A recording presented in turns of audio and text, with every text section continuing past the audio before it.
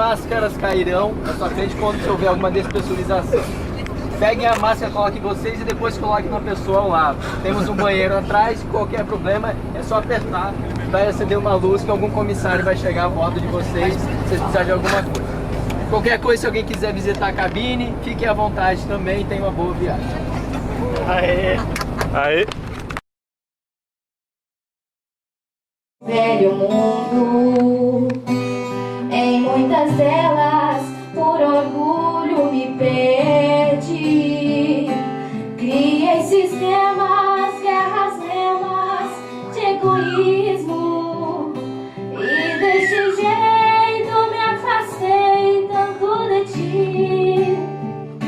Agora estou criança em solo brasileiro. No Evangelho eu encontro a direção. Quero vibrar amor e paz pro mundo inteiro, a começar pelo meu próprio coração.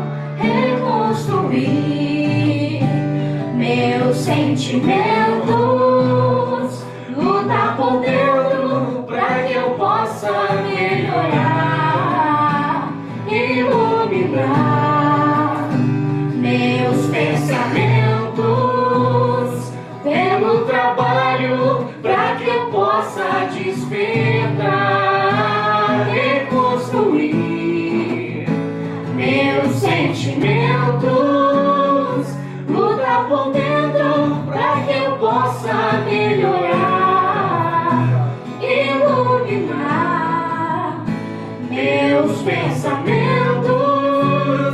pelo trabalho pra que eu possa despertar nas terras do Brasil, com as cores do Brasil. Todas as cores cabem no nosso Brasil.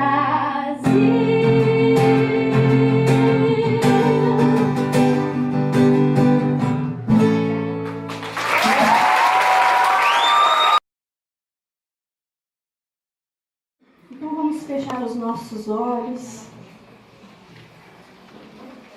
elevar os nossos pensamentos ao Pai, a Deus, nosso Pai, a Jesus, nosso irmão maior, e vamos todos juntos nos transformar em dínamos, pois quando pensamos juntos no mesmo objetivo, nos tornamos fortes. E os nossos pensamentos elevados à espiritualidade superior que aqui se faz presente, nos ajuda, nos intui, e assim, dessa forma, podemos captar melhor a mensagem. Obrigada, Jesus, por se fazer presente nesse momento, nesse encontro. Obrigado aos fundadores desse lar, de todos que fizeram parte de alguma forma desse encontro. Pedimos que continuem conosco, nos auxiliando, nos dando bom ânimo na tarefa. E os jovens desse lado e do outro lado que aqui estão, sejam bem-vindos e que Jesus possa continuar fazendo parte da nossa caminhada. Ser conosco, Jesus, agora e para todo sempre. Que assim seja. Agora de verdade que a gente vai convidar o Clóvis, que antes era de mentira, que ele vai trazer pra gente o tema Jovem, o futuro é agora, porque te detém. É bom estar aqui com vocês mais uma vez aqui no Norte e temos a oportunidade, fomos presenteados pela Thaís e o Léo, nos preparando para refletir. Por que nos detemos? Foi muito importante a lembrança que foi feita pela Thaís, que lá em 1957, nem eu estava encarnado ainda. Então, talvez a maioria dos que estejam aqui estivessem nem perto do planejamento encarnatório. Eu já estava começando a me aproximar dele. Alguns aqui ainda estavam lá no plano espiritual, quiçá em outra existência.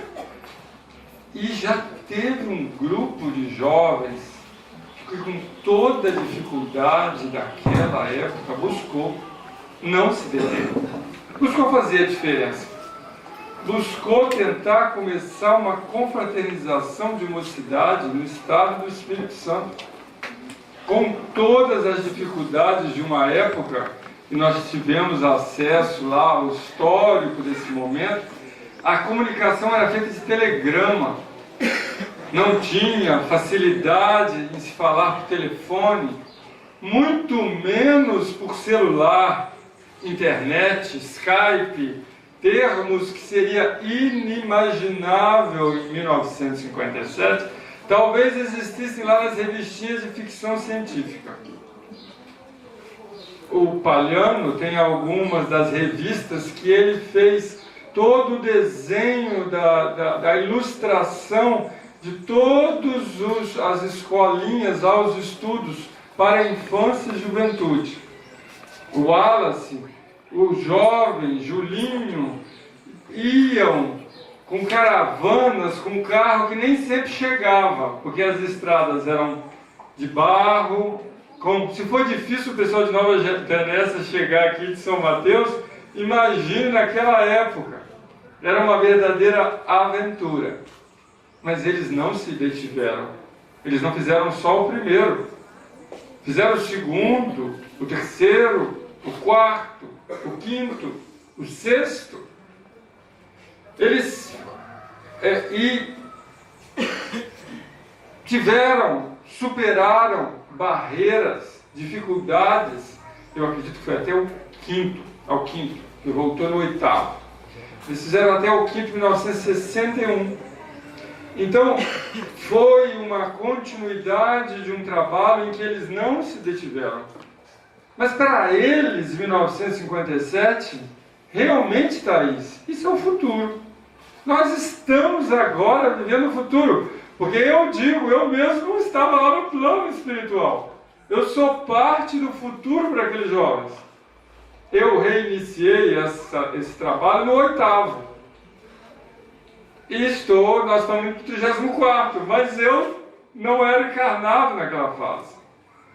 De novo, no oitavo, a gente percebeu que esse movimento precisaria voltar e reativamos esse trabalho, que nunca mais parou e estamos chegando no 34º. Mas o que nos faz nos deter? O que nos faz ter a dificuldade de mudar esse planeta tão lindo? O que nos faz ainda ter a dificuldade em mudar a Terra, em aceitar esses chamados? Por que nos detemos? Por que nos fixamos? Isso vem desde muito tempo. O ser humano, ele tem todo um processo dele mesmo de transformação. Nós começamos a conviver em sociedade lá nos primórdios, lá no passado. Nós estávamos aprendendo a viver em grupo, a conviver em grupo, a ter afeto, a ter sentimento.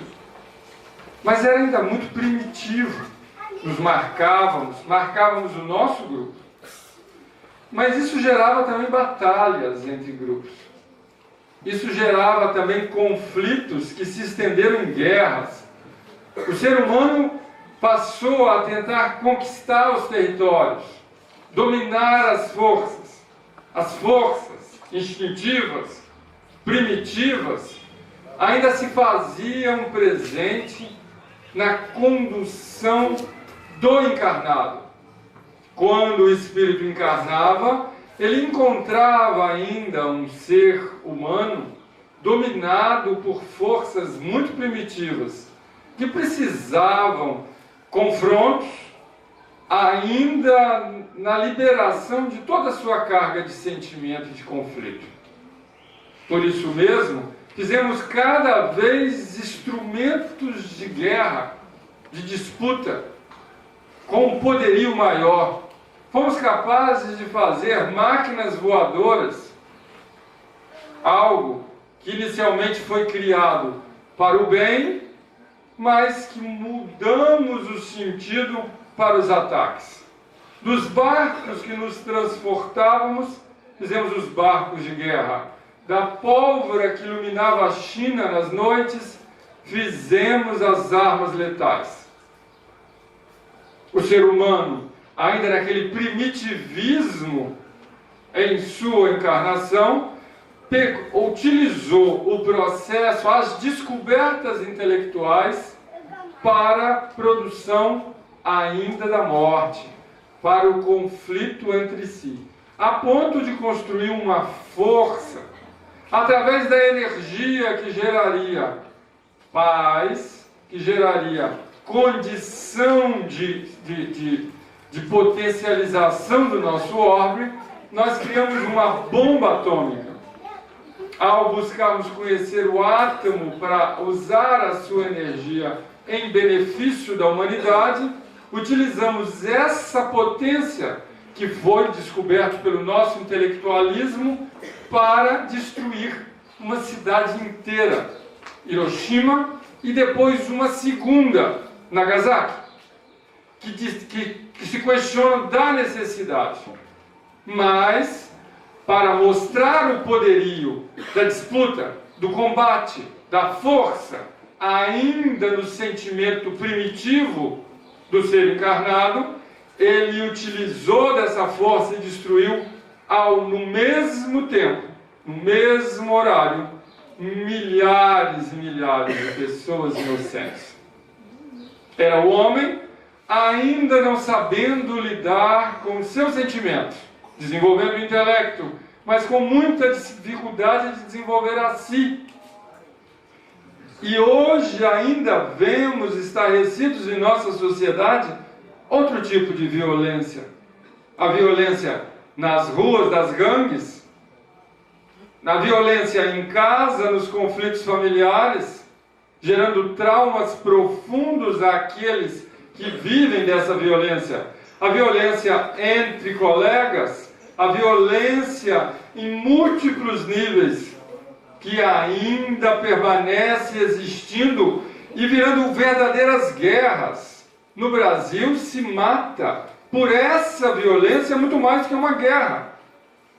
Nós não vivemos grandes guerras com os nossos vizinhos, mas temos uma guerra interna que é quase uma guerra civil. Tamanho o número de óbitos, é um dos países mais violentos do mundo. Por que nos detemos? Porque é tão difícil ainda interrompermos esse ciclo primitivo de ódio, de disputa, de conflito. O que nos detém? Um historiador, Arnold Toynbee, ele escreveu um livro, ele é do século passado, e que dizia o seguinte: creio que poderíamos simplesmente acusar toda a raça humana pela existência de uma defasagem moral que se alarga cada vez mais à medida que há um desenvolvimento tecnológico, enquanto a moral está parada. Exatamente o que eu estou falando. Nós desenvolvemos o intelecto a ponto de fazer uma bomba atômica, mas estamos desenvolvendo igualmente essa moralidade? Estamos ocupados na nossa mudança de sentimentos? Esse quadro de violência, essa condição de vermos o movimento pacífico que teve agora no nosso país, buscando um novo momento para o Brasil, mas que termina em pancadaria, termina em destruição de monumentos, termina em invasão de lojas. São ainda momentos de primitivismo dentro de uma tentativa de mudança. São ainda dificuldades dessa defasagem moral. O mesmo historiador diz, ele é um historiador da Universidade de Oxford, um dos mais significativos do século passado. Somos incompetentes e incapazes para lidar com nós mesmos. É bem interessante essa fala. Lidar com nós mesmos. E é um pouco do tema dessa manhã. Aprender a lidar com nós mesmos. Esse, o objetivo dos Espíritos ao trazer o Pentateuco, em especial o Evangelho segundo o Espiritismo. Um modelo para aprendermos a lidar com nós mesmos. A nossa própria natureza humana é a mais difícil e intratável, embora seja ao mesmo tempo a mais importante. Devemos dar prioridade à tentativa de aprender a lidar com nós mesmos, ressalta o autor. É o Evangelho em ação que pode ser esse caminho. Para terminar, nossa necessidade maior é de alcançar um desenvolvimento espiritual e assim o pleno relacionamento com as outras pessoas. Vê como é importante estarmos aqui essa manhã? Esse é o caminho que esse historiador nos trouxe. E é esse caminho que vai gerar essa nova geração, que vai fazer mudarmos. E é isso que trouxe Kardec na Gênese, que é a temática dessa manhã. Nós temos que elevar o sentimento, nós temos que destruir tudo que excite nos sentimentos, o orgulho e o egoísmo. Então, é uma coisa que nessa manhã nós vamos ter que fazer nos nossos estudos. Estamos trabalhando o nosso orgulho e egoísmo? Estamos olhando em profundidade para nós? O que estamos fazendo, aquele chamado, aquele toque que o Ananias deu para Paulo? Estamos usando o nosso potencial para fazer a diferença? Também ele nos diz que somente com esse progresso semelhante a Toynbee, que poderia assegurar aos homens a felicidade na terra, a concórdia, a paz, a fraternidade. Só quando desenvolvemos o sentimento é que vamos aprender a ter um movimento realmente pacífico e não vivermos numa guerra civil. Só quando cuidarmos do nosso sentimento para dentro de casa, um irmão não agredir o outro. Um pai não agredir um filho e um filho não agredir um pai. Tem filho queimando o pai. Tem pai agredindo o filho ainda. Enquanto a sociedade tiver sentimentos de destruição desse peso, é difícil pensarmos em paz.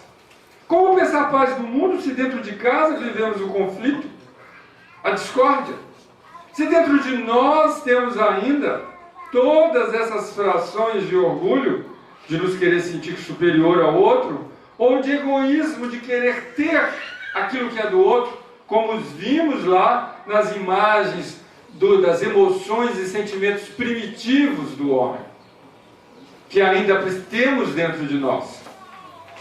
Daí, para aparecer esse mundo novo, surgindo das ruínas do antigo, nós temos que atuar no caráter, nos costumes, no uso, tudo tem que ser mudado. A mudança tem que ser moral, como disse Toynbee, como está dizendo Kardec no livro A Gênese, orientado pelos Espíritos. Deve-se surgir homens novos. Olha, mas o que é novo? O termo não é novo, é regenerado. O que é regenerado, gente? Vamos lá, me ajuda. O que é regenerado?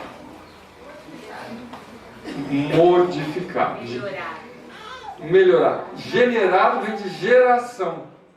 Então, tem que haver uma renovação, uma regeneração. Algo que modifique um pouco daquilo que veio antes.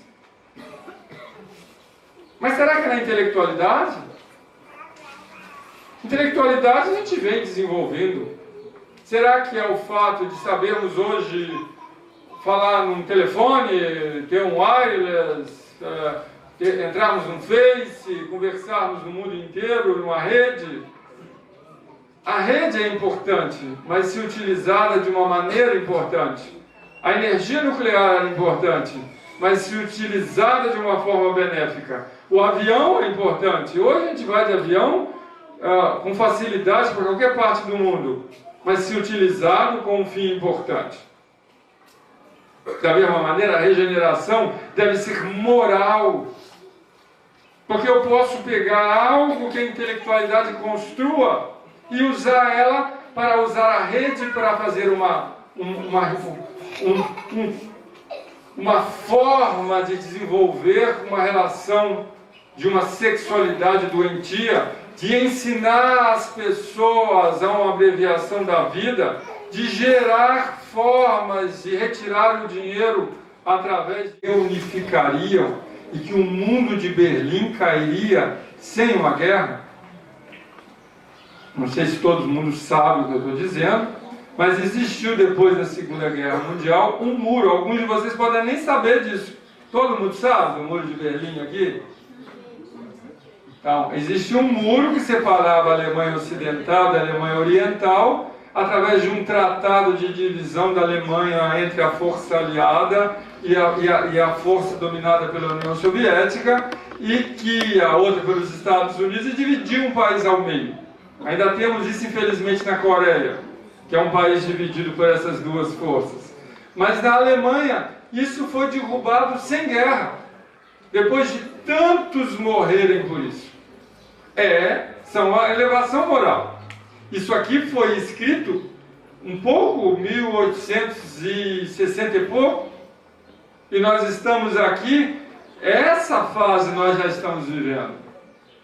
Nós temos já muito nesse desenvolvimento moral que nós não poderíamos imaginar lá no final do século XIX, que já está acontecendo na Terra de hoje. Um movimento por ecologia, um movimento pela espiritualização crescente, inclusive nos meios de comunicação. Terminando, a nova geração marchará, pois, para a realização de todas as ideias humanitárias compatíveis com o grau de adiantamento a que houver chegado. O que os Espíritos dizem através da Gênese? É possível, gente, fazer essa mudança. Ela vem ocorrendo, se nós olharmos historicamente, o que Thorne disse, vem ocorrendo. Tem entraves? Temos entraves. Em que sentido? Naquele que lá atrás falou Paulo a Timóteo, como bem lembrado pelos apresentadores Leonardo e Thaís. Nessa carta, não sei se vocês sabem, Timóteo era um jovem. E Paulo, nessa primeira epístola a Timóteo, fez uma exortação que nós tiramos um pequeno trechinho. Porque nada trouxe para esse mundo e nada podemos daqui levar. Tendo, porém, alimento e vestuário, estaremos com isso contentes. Mas os que querem tornar-se ricos caem em tentação e em laço, e em muitas concupiscências loucas e nocivas, as quais submergem os homens na ruína e na perdição. Porque o amor ao dinheiro, até nós marcamos em amarelo, pode parecer que isso está sendo dito hoje, porque o amor ao dinheiro é a raiz de todos os males. E nessa cobiça alguns se desviaram da fé e se transpassaram a si mesmos com muitas dores. Isso é ou não é atual? Parece que ele está dizendo quando? Hoje. Para você ver, agora tem quanto tempo que ele falou isso? 2000 anos ele está dizendo algo. Então nós desenvolvemos moralmente nesse sentido? Muito pouco, concordo. Muito pouco, infelizmente, tá? Porque 2000 anos depois, com certeza na época, se a gente olhar aqui a imagem, é bem diferente das nossas cadeiras de plástico, de polipropileno e etc e tal. Ele está lá no feno, na pedra, a condição material, olha a vestimenta, essas roupas eram tecidas à mão, em fios, em teares. Nós hoje temos produtos sintéticos, nós temos tênis, nós temos toda uma condição de projetar uma imagem. Eles não tinham nada disso naquela época. Mas ele já estava preocupado em falar para Timóteo da grande dificuldade. A grande dificuldade era essa: lidar com todas essas facilidades que nos faz desviar da fé. Será, gente, que faz ainda? Será que isso ajuda a gente a se deter? Acredito que não, né? As pessoas não estão mais preocupadas com o dinheiro. Ninguém se preocupa mais com o dinheiro hoje em dia. Nós já estamos numa fraternidade, todo mundo vive bem. Ninguém quer falar, ninguém fala assim, eu preciso de uma... Qual a sua profissão? O que você quer ser? Rico. Eu canso de ouvir isso, eu trabalho ouvindo pessoas. Quando chego mais novo, não. Qual a profissão? O que você gostaria de fazer? Eu gostaria de ser rico. Como? A maioria dos jovens ainda se detém a querer viver esse nome difícil aqui, que eu não consigo nem falar direito. Concupiscência. Loucas e nocivas. Cada dia fazemos mais loucuras naquela liberdade que se transformou em libertinagem para muitos. Parece que ele está falando para o Timóteo de hoje. Eu não sei se ele falou 2000 anos. Porque nós nunca fizemos tantas loucuras e atitudes nocivas para nós mesmos. Usamos drogas tóxicas e nocivas. Fazemos baladas algumas vezes nocivas. Fazemos disputas de automóveis e de motos nocivas. Usamos alimentos nocivos. São 2000 anos e parece que ele está falando para quando? Para hoje. Por que nos detemos? Paulo dizendo por que a gente se detém. É só 2000 anos atrás. E disse já, isso nos gerará muitas dores. Nunca se viveu tanto vazio espiritual na humanidade. Nunca se suicidou tanto. Nunca se tomou tanto medicamento, como diziam os antigos, para nervo, que são os psicotrópicos, que são os ansiolíticos, os antidepressivos. Mais de metade da população americana toma algum tipo de psicotrópico, e é a nação mais rica, mas que faz mais coisas loucas e nocivas para a saúde. Um país obeso, com a droga invadindo todos os campos, e que infelizmente está acontecendo no nosso país. E ele fecha para todos aqui ouvirem 2000 anos depois, como se fosse naquele tempo. Mas tu, ó homem de Deus, foge destas coisas e segue a justiça, a piedade, a fé, o amor, a constância. Isso é fantástico, que a gente teme na juventude começar e depois achar, eu cansei, eu quero outro, isso está difícil, isso está difícil. Nós estamos na geração do está difícil, porque a internet nos viciou no fácil. A gente consegue com o celular as coisas muito fáceis, e nós acabamos ficando frustrados com pouca coisa. Nós não temos que deitar no feno, e aí o colchão, ele já não é agradável, ele é duro, eu preciso de um colchão novo. A roupa já não é aquela roupa. Eu fico imaginando, nós temos tantos instrumentos de higiene, eu fico imaginando a higiene naquela época. Eu fico imaginando os insetos no meio da noite. Já pararam para pensar como devia ser difícil viver 2000 anos atrás? Mas ainda, e a mansidão, que para trilhar, mudar isso. E vão mandar um pouco antes lá, para trás um pouco de Paulo, aquele que ele seguiu para terminar. Quem foi? Jesus. E o que ele disse nesse sentido? Vigiai e orai para que não entreis em tentação. O espírito está pronto, mas a carne é fraca. O que ele está dizendo para a gente? Que todo mundo que está aqui está pronto para mudar o mundo. Mas quem é fraco?